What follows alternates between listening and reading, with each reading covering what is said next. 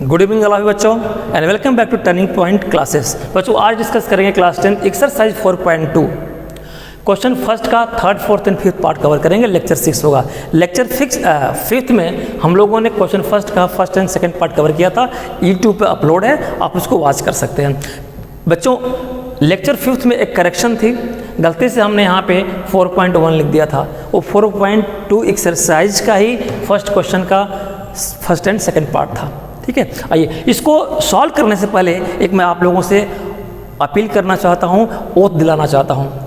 Please राष्ट्र हित में बिजली बचाएं, अपने घर में बिजली की चोरी ना होने दें। आपकी छोटी सी बिजली की बचत किसी घर का उजाला बन सकती है। और ध्यान रखें, बिजली की चोरी एक दंडनीय अपराध है। Please save electrical energy, please save electricity. Your little saving may be useful to needy and mind it. Theft of electricity is a punishable offence.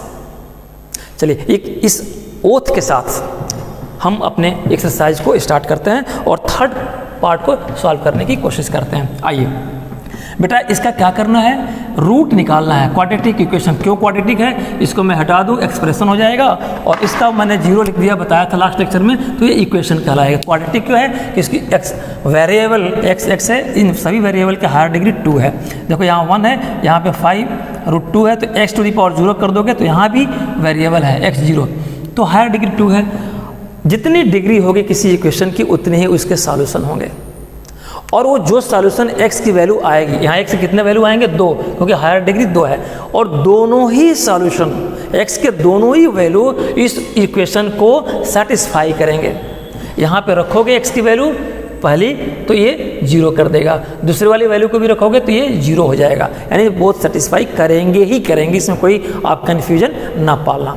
आइए तो फैक्टराइजेशन मेथड से इसका रूट निकालना है। रूट की कोई अलग कोई बहुत बड़ा वर्ड नहीं है। रूट का मतलब कि इसके जो वैल्यू आएंगे x के वेरिएबल के, वो इसको सेटिस्फाई कर देंगे, तो कहेंगे कि ये दोनों ही इस इक्वेशन के रूट हैं। ठीक है, चलिए आइए, सिंपल सी बात है बेटा। इसको सॉल्व करने के लिए मैंने बताया था कि ये कांस्टेंट है, इस कांस्टेंट से जो वेरिएबल है, वेरिएबल का मतलब यहाँ समझ लो, ये इक्वेशन अगर ऐसा बेटा दिया हो 5√2 plus √2x², you have to convert in standard form. Standard form में ही करना पड़ेगा, यानी कि x² plus bx plus c equal to 0, यानी कि हायर डिग्री पहले देन डिग्री डिसेंडिंग ऑर्डर में। ये करने के बाद ही कुछ इस पर हाथ लगाओगे, नहीं तो क्वेश्चन गलत हो जाएगा। ये ऑलरेडी एक स्टैंडर्ड फॉर्म में है, हायर डिग्री है 2 वाली 1 वाली 0 वाली। ठीक है, आओ ऐसे मैंने कहा था कि इस कोफिशिएंट से वेरिएबल हायर डिग्री वाले कोफिशिएंट से मल्टीपल कर देंगे। कैसे मल्टीपल करेंगे, चलिए इसका कोफिशिएंट कितना बेटा √2, और यहाँ पे कोफिशिएंट कितना है 5√2, कितना आया √2 और √2 ये मिल करके क्या हो जाएंगे 2 हो जाएंगे, और 5 ये कितना 10 हो जाएगा। इसको चाहो तो अरेंज करके लिख लो, √2 5√2 एक साथ लिख लीजिए और इंटू 5। ये बात समझ में आ गई बच्चों को। ये √2 मल्टीपल करके एक रूट हो जाए, एक 2 हो जाएगा, और 5 है 5 to 10, यानी कि इस 10 का हम क्या निकाल लेंगे फैक्टर। तो 2 5 या 10 और 5 से ही कैंसिल होगा, ये बात आ गई। इसका मतलब जो बेटा फैक्टर हमारा आया, इसका फैक्टर क्या आया 2 × 5। और कोई बड़ी नंबर रहती तो और बड़ा नंबर रहता, कई फैक्टर आते, उन सभी फैक्टर में एक पॉसिबिलिटी ढूंढते, क्या कुछ ऐसा हम ग्रुप कॉम्बिनेशन बनाते जिसका सम या इक्वल, सम या सब्ट्रैक्शन किसके इक्वल हो जाए, इसके मिडिल टर्म के। ऑब्जेक्टिव क्या है, इस मिडिल टर्म को ब्रेक करना। मिडिल टर्म आपका 7x है, इसको 2 पार्ट में तोड़ना है। कैसे, जो फैक्टर आएंगे चाहे जितने फैक्टर हो उसको ग्रुप करके 2 ही फैक्टर में फाइनली करेंगे, और दोनों का सम 2 + 5 या तो इसके इक्वल हो जाए, पहले 7 लिख दूँ मैं, इक्वल हो जाए, या दोनों का सब्ट्रैक्शन 2 - 5 - 3 इसके बराबर हो जाए। तो ये तो फेल हो गया, हमें ये चाहिए। देखो दोनों का सम क्या हो गया 7 हो गया। इसका मतलब क्या हुआ, यहाँ 7x है, फिर ध्यान है ये माइनस को लेकर नहीं चलना, आपको चाहो तो ले सकते हो, मैंने पिछले लेक्चर में बताया था, मैंने सारे डाउट क्लियर कर दिए थे लेक्चर 5th में। ठीक है, आओ तो मान लो इसके कोफिशिएंट कितना 7, यानी 7x, ये मिडिल टर्म है, इसको तोड़ना है तो 7x कर ले, कोई बात नहीं। जैसे 7 के 2 पार्ट 2 + 5 थे, ये 2 और 5 थे, दोनों आपस में प्लस थे, x लाना है ना, तो 2x और 5x कर देंगे, ये कौन सी बड़ी बात है। इसका मतलब 7x को कैसे रिप्लेस करेंगे, प्लस, यानी कि उसकी जगह पे ये लिख देंगे 2x + 5x, plus 5√2 equal to 0। ये हमारे बच्चों को समझ में आ गया? हाँ सर समझ में आ गया। आइए, जब ये समझ में आ गया तो एक तो कॉमन सेंस अपनाने हैं। बेटा ऐसे रूट वाले क्वेश्चन में एक चीज़ हमेशा दिमाग में रखिएगा कि कहीं ना कहीं हमें रूट से मल्टीपल करनी पड़ेगी। कैसे करनी पड़ेगी ज़रा देखो। इसके बाद क्या करते थे, ग्रुप बनाते थे। ठीक, यहाँ ग्रुप बनाओगे तो कॉमन नहीं आएगा। क्यों नहीं आएगा, मैं करके दिखाता हूँ अभी। चलो, मैंने कहा कि ये √2x² है। ठीक है बेटा, इस 2 को आप लिख सकते हो ना √2 × √2। ये मैं ऐसा क्यों कर रहा हूँ, बात एक ही हो जाएगी, दोनों को करोगे तो ये 2 ही आएगा, लेकिन यहाँ √2 × रूट कर देने से यहाँ पे हमें कॉमन लेना आसान हो जाएगा। देखो अभी समझ में आपको आ जाएगा। इस √2 की जगह पे √2 × √2 और x तो अपनी जगह पे है, plus 5x plus 5√2 equal to 0। ये मेरे बच्चों को समझ में आ गया। अब देखो ये पेयर बना, एक ये पेयर बना। ठीक, इसमें क्या कॉमन है, √2 ये इंटू है, √2 से बाहर x² है, ये ध्यान रखिएगा। तो √2 है यहाँ पे भी √2 है, यानी कि एक √2 कॉमन होगा। ठीक है, क्या x भी हो सकता है? हाँ, यहाँ x 2 बार है, यहाँ x 1 बार है, तो एक x आप ले सकते हो ब्रैकेट में। ये कॉमन क्या बिलोंग करेगा, ये दोनों पेयर में कॉमन लिया बेटा ना, दोनों टर्म का कॉमन है ना, इस टर्म का कॉमन है।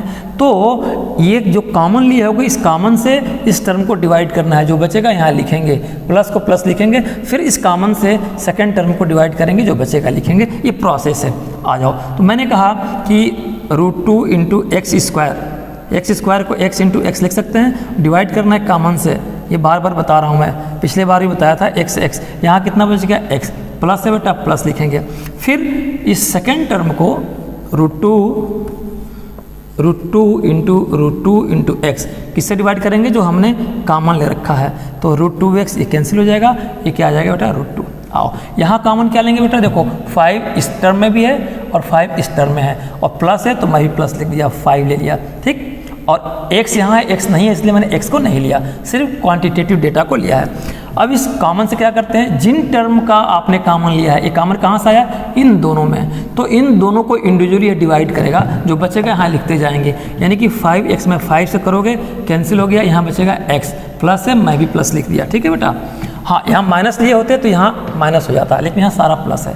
5√2 सेकेंड टर्म में डिवाइड करेंगे कॉमन से, 5 से कैंसिल हो गया, ये √2 हो गया। देखो हो गया ना, इक्वल टू क्या लिखेंगे, 0। अब ध्यान दो, इसमें भी कुछ कॉमन है। देखो कॉमन है, जिन बच्चों को प्रैक्टिस हो जाएगी ना, वो सीधे इसका सॉल्यूशन यहीं पे लिख देंगे, 2 फैक्टर का। एक बार इसको ले लेंगे और इसको एक बार दूसरे ब्रैकेट में इसको। मैं ज़रा लेमन की तरह बच्चों को बताता हूँ कि जो कुछ संकोच करते हैं, नहीं पूछ पाते, वो भी समझ जाएंगे यहाँ पे। फिर देखो 2 आया टर्म, इसमें क्या कॉमन है, ब्रैकेट से पहले 5 है, ब्रैकेट से पहले √2 × x है, इन दोनों में कोई मैचिंग ही नहीं है। हाँ, x प्लस √2 इस टर्म में भी है और x प्लस √2 इस टर्म में है, फिर एक बार कॉमन ले लो। ठीक है, आया। अब क्या करते हैं, जो कॉमन लेते हैं उससे इस टर्म में डिवाइड करते हैं, फिर इसको डिवाइड करेंगे। तो बेटा इसको डिवाइड करोगे तो क्या मिलेगा, ये टर्म कितना है, मैं यहाँ लिख दे रहा हूँ, √2 ×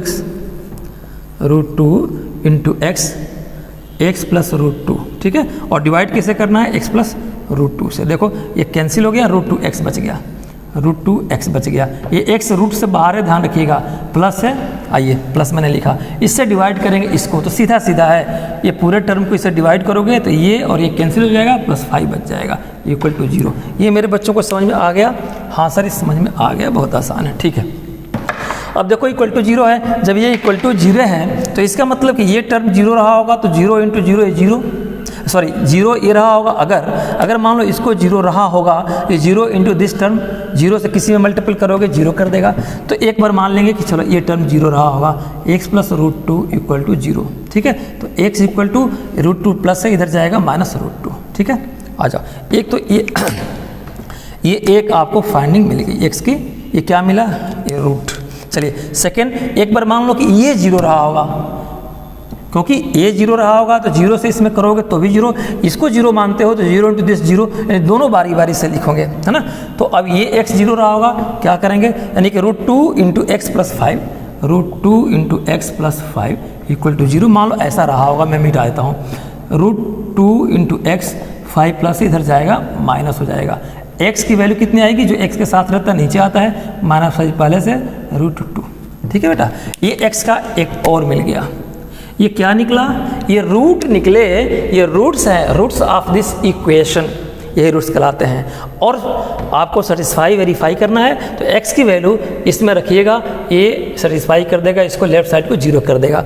x की जगह पे इसको रखेंगे तो ये भी इसको 0 कर देगा। दोनों करने हैं। 2 रूट क्यों आए बेटा, मैंने बताया था कि इस इक्वेशन की हायर डिग्री 2 है, जितने डिग्री उतने सॉल्यूशन उतने रूट, इसी को रूट बोलते हैं। ठीक है बेटा, यहाँ तक मेरे बच्चों को कोई दिक्कत नहीं। चलिए, जब दिक्कत नहीं है ये सॉल्व हो गया। देखो कितना इजी है, थोड़ा सा मैं स्पीड पे कर लूँ। अब ये फोर्थ क्वेश्चन को मैं लिखता हूँ 2x² minus x plus 1/8 equal to 0।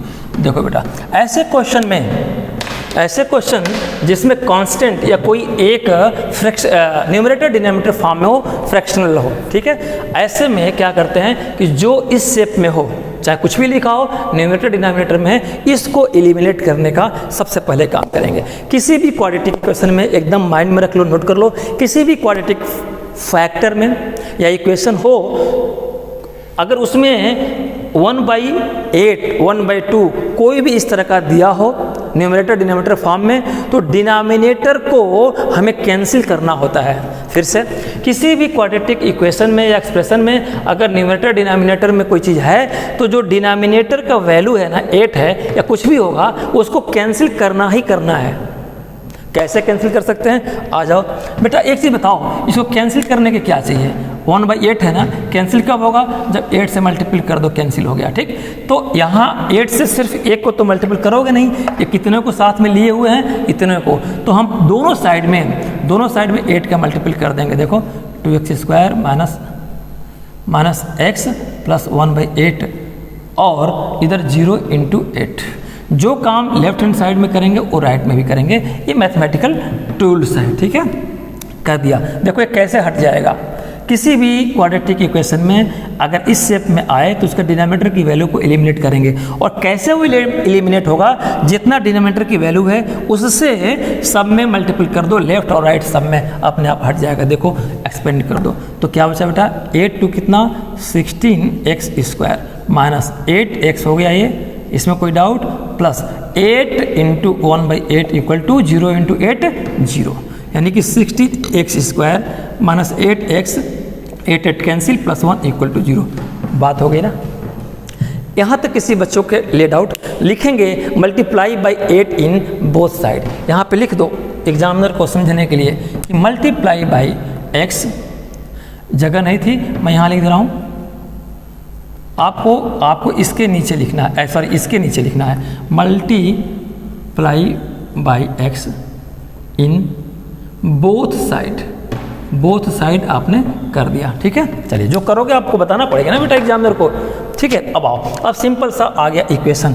ऐसे कैसे करते थे बेटे, हम लोगों ने ऐसे ही तो किया था कि इस कांस्टेंट से जो हायर डिग्री वाला वेरिएबल है उसके कांस्टेंट से मल्टीपल कर दे, कोफिशिएंट से मल्टीपल कर देंगे। ठीक है, हाँ, देख लेंगे कि अरेंज फॉर्म में है कि नहीं, higher degree to lower degree है नहीं, अरेंज है। ठीक ना, ये स्टैंडर्ड फॉर्म में ऑलरेडी है। तो 1 से मल्टीपल करोगे 16 में तो क्या आएगा, मैं यहाँ कर दूँ 1 × 16 क्या आएगा बेटा 16 का आप क्या निकाल लोगे, फैक्टर। 2 × 8 = 16, 2 × 4 = 2, 2 = फिर 2 से करेंगे 1, ये 2 है। ठीक है, ये हो गया। अब इस फैक्टर क्या निकाला आपने, फैक्टर, तो फैक्टर आपके पास क्या है, किस तरह से आए, 2 × 2 × 2 × 2। ठीक है, आए। अब हमें इस फैक्टर को क्या करना है, ये तो 4 फैक्टर इतने आए ना, 4 आए, हमें सबको कंप्रेस करके 2 फॉर्म में लाना है, सिर्फ 2 ही फैक्टर में लाना हो, चाहे जिसके साथ जिसका कॉम्बिनेशन बना लो। एक फैक्टर इसका क्या हो जाएगा बेटा, 2 × 8 हो जाएगा। एक फैक्टर क्या हो जाएगा, 4 × 4 हो जाएगा। और एक फैक्टर क्या हो जाएगा, 8 × 2 हो जाएगा।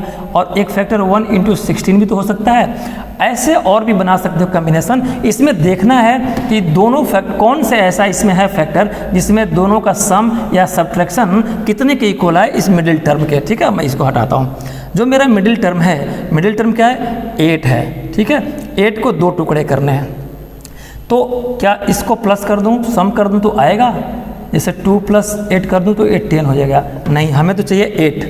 2 माइनस अगर इसको 8 करूं तो आ जाएगा -6, वो भी नहीं चलेगा। हाँ, एक चीज़ यहाँ दिखता है 4 + 4, इन दोनों को सम कर दें तो 8 आ जाएगा, ये चल जाएगा, बाकी पे ध्यान नहीं देंगे। ठीक है, ये चल जाएगा 4 + 4, 4 - 4 नहीं चलेगा, लेकिन 4 + 4 चलेगा। तो सम करना है चाहे सब्ट्रैक्शन करना है, दोनों का सॉल्यूशन इस मिडिल टर्म के बराबर आ जाए। ठीक है बेटा, तो एक क्या मिला 4 मिला और एक और 4 मिला, दोनों का +8 हुआ। और प्रूफ देखो, जो 4 × 4 कर रहे हो ना, तो 4 × 4 इन दोनों का मल्टीपल देखो 16 हो गया ना, इसका मतलब ये फैक्टर सही है। ठीक है, आ जाओ, x है कोई बात नहीं, 8x है ना, 8x है, तो हमने x यहाँ भी लिखा, हमने x यहाँ भी लिखा।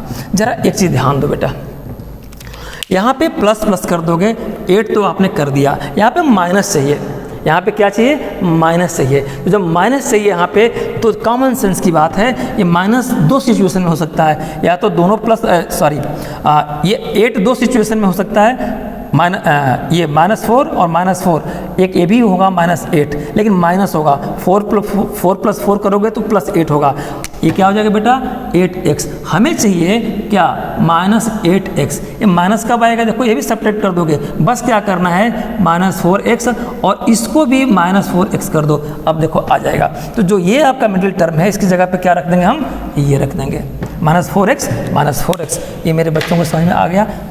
चलिए, इसका मतलब क्या हुआ कि ये 16x² -4x + 1 = 0। यहाँ तक किसी मेरे बच्चों को दिक्कत हो तो बताओ। ठीक है, चलिए अब हम क्या करेंगे, कॉमन ले लेंगे। ठीक है, कॉमन ले लिया। अब देखो यहाँ 16 है, 4 है, न्यूमेरिकल में भी है, देखो ये 4 से 4 के टेबल में ए भी है, 4 के टेबल में ए भी है। इसका मतलब यानी कि ऐसा कह लो कि 4 से 4 कैंसिल हो जाएगा तो 16 भी हो जाएगा। तो ऐसा नंबर जो दोनों को कैंसिल कर दे वही कॉमन नंबर है, तो ये 4 हो गया। x देखो यहाँ 2 बार x है, यहाँ 1 बार x है, तो यहाँ कॉमन क्या बचेगा।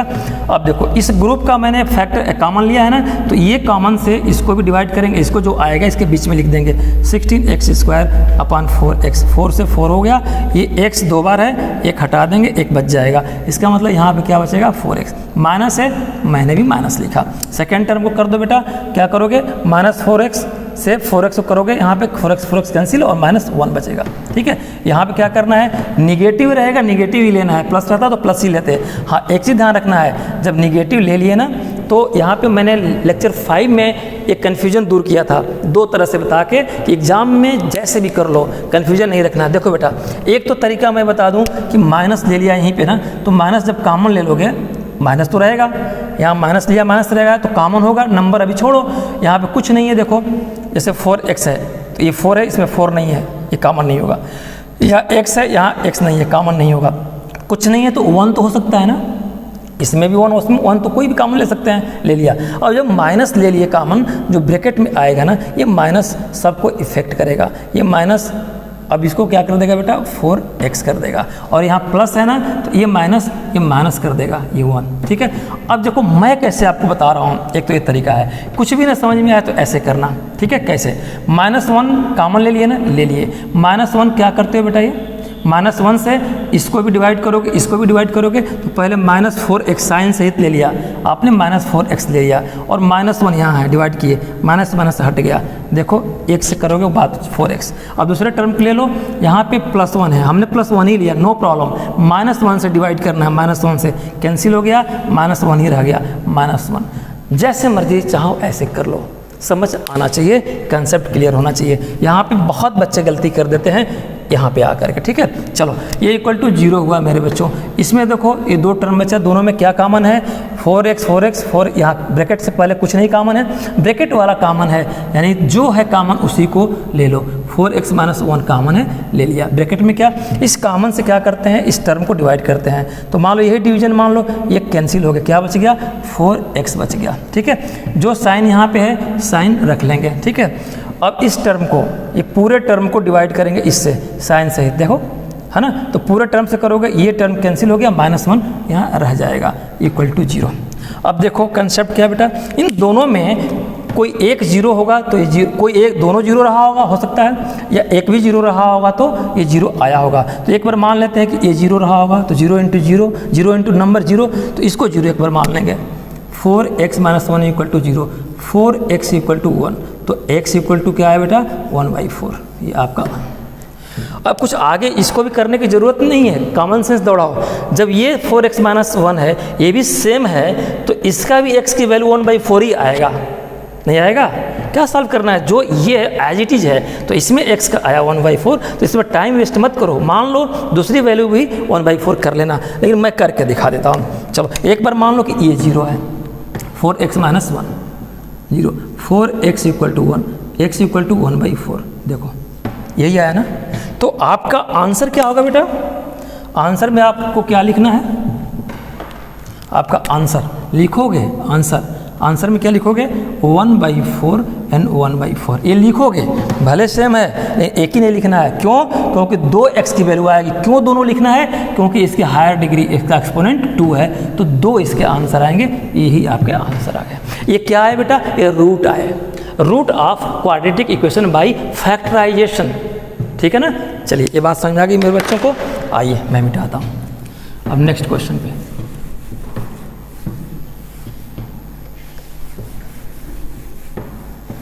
आइए, इसका लास्ट पार्ट है 5th, बहुत इजी है।